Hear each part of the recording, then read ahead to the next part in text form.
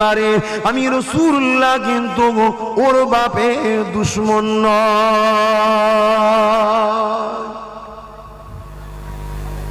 ইনি হলেন মুহাম্মদ রাসূল।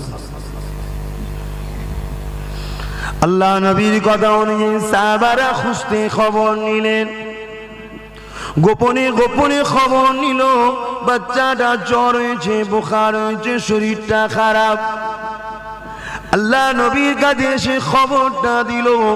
এ নবীর উম্মত দাবিদাররা, শুধু দাবি করলে হয় না, রাসূলুল্লাহ দেখানো রাস্তা দিয়ে চলতে হবে। আল্লাহ নবী যে রাস্তা দিয়ে যেতেন ওই রাস্তা দিয়ে কোনো নোংরা পড়ে থাকতো না, এমন কোনো জিনিস পড়ে থাকতো না যে রাস্তা দিয়ে পথিক দিয়ে যেতে অসুবিধা হবে। একদিন একটা ইহুদি ধর্মগুরু তার শিষ্যদের নিয়ে যেতে ছিল।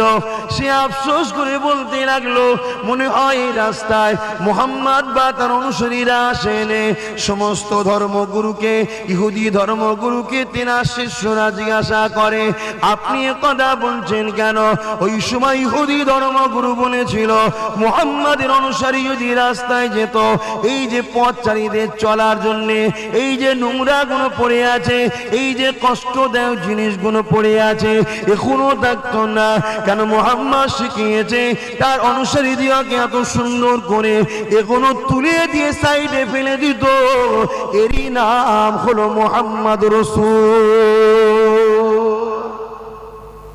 আর আজকে আমরা কি করি?